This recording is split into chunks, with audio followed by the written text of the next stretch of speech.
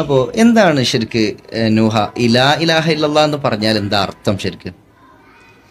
There is no God but Allah. Yes, മാഷാ അല്ലാഹ്. There is no God but അല്ലാഹ്. അതായത് അള്ളാഹു അല്ലാതെ വേറൊരു ദൈവമില്ല. ദൈവവുമില്ല അല്ലെ. ലാ ഇലാഹ ഇല്ലല്ലാഹ് എന്ന് പറഞ്ഞാൽ തന്നെ ശരിക്കും അതാണ് അർത്ഥം.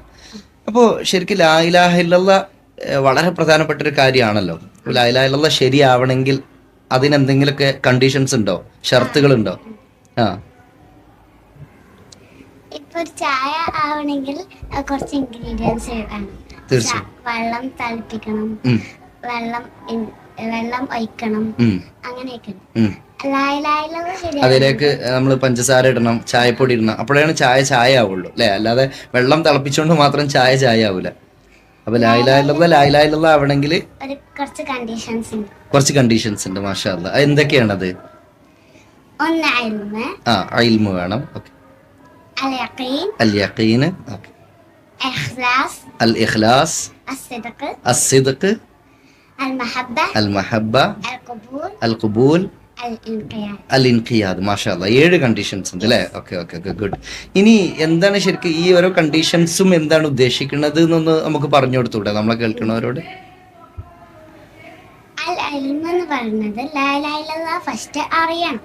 യെസ്, എന്താണെന്ന് അറിയണം അല്ലെ. ഇൽമ് ഉണ്ടാവണം, അതിനെപ്പറ്റി നമുക്ക് അറിവുണ്ടാവണം, നോളജ് ഉണ്ടാവണം. Yes, okay. അൽ യഖീൻ എന്ന് പറയുന്നത് ഇപ്പൊ അള്ളാഹു ഉണ്ടോ, ലാ ഇലാഹ ഇല്ലല്ലാഹ് ശരിക്കും എന്ന് ഡൗട്ട് ഉണ്ടാവാനൊന്നും പാടില്ല. അതെ, അതായത് അള്ളാഹു there is no God but അല്ലാഹ്, അല്ലാഹ് അല്ലാതെ വേറൊരു ദൈവം ഇല്ല എന്ന് വിശ്വസിച്ചാൽ പിന്നെ അതിൽ എന്ത് ഉണ്ടാവാൻ പാടില്ല? ഡൗട്ട് ഉണ്ടാവും. യഖീൻ ഉണ്ടാവണം അല്ലെ, ഉറച്ചു വിശ്വസിക്കണം. ഓക്കെ, ഡൗട്ട് ഉണ്ടാവാൻ പാടില്ല. ഗുഡ്. അൽ ഇഖ്ലാസ്, ഇഖ്ലാസ്, ആത്മാർത്ഥതയോട് നമ്മള് പറയണം അല്ലെ. ലാ ഇലാഹ ഇല്ലല്ലാഹ് നമ്മൾ വളരെ ആത്മാർത്ഥതയോട് കൂടി പറയണം. ഓക്കെ ഓക്കെ ഓക്കെ, ആത്മാർത്ഥതയോട് കൂടി പറയണം ലാ ഇലാഹ ഇല്ലല്ലാഹ്. അതാണ് ഇഖ്ലാസ്. സിദ്ഖ് എന്ന് പറയുന്നത് സത്യസന്ധത. യെസ്, സത്യസന്ധത അത് നമ്മൾ സത്യസന്ധമായിട്ട് ചെയ്യണം. സത്യസന്ധമായിട്ടാണ് ലാ ഇലാഹ ഇല്ലല്ലാഹ് പറയേണ്ടത്, പ്രഖ്യാപിക്കേണ്ടതൊക്കെ. ഓക്കെ.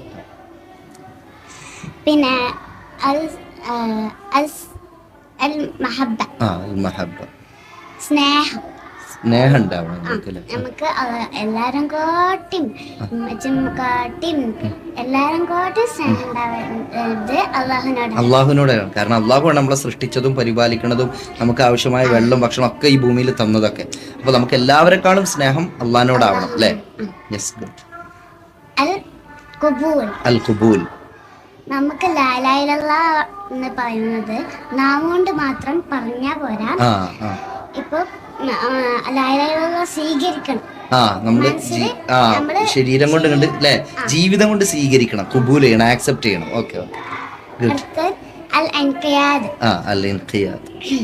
അല്ലാഹു ചെയ്യാൻ പറഞ്ഞത് ചെയ്യണം, ചെയ്യണ്ടെന്ന് പറഞ്ഞത് ചെയ്യരുത്, ചെയ്യാനും പാടില്ല. അതെ, അതായത് നമ്മള് ലൈഫിനെ മൊത്തം സബ്മിറ്റ് ആക്കണം. യെസ്, റബ്ബിന് മൊത്തം സമർപ്പിക്കണം അല്ലെ.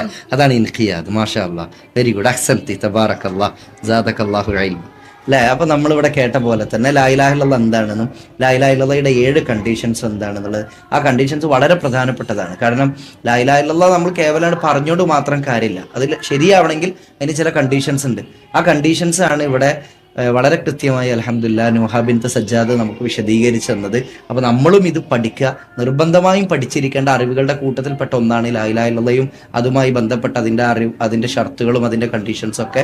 അപ്പോൾ നമ്മൾ പ്രായം ചെറുത് വലുത് അങ്ങനെയൊന്നുമില്ല, നമ്മളത് പഠിക്കുക. കാരണം അതൊക്കെ നമ്മൾ നിർബന്ധമായി അറിഞ്ഞിരിക്കേണ്ട അറിവുകളുടെ കൂട്ടത്തിൽപ്പെട്ടതാണ്. അപ്പോൾ ഇത് ബാക്കിയുള്ളവർക്കും അറിയാനും പഠിക്കാനുമുള്ള ഒരു പ്രചോദനമാകട്ടെ എന്ന് പ്രാർത്ഥിച്ചുകൊണ്ട് നിർത്തുന്നു. അസ്സലാമു അലൈക്കും വറഹ്മത്തുള്ളാഹി വബറകാതുഹു.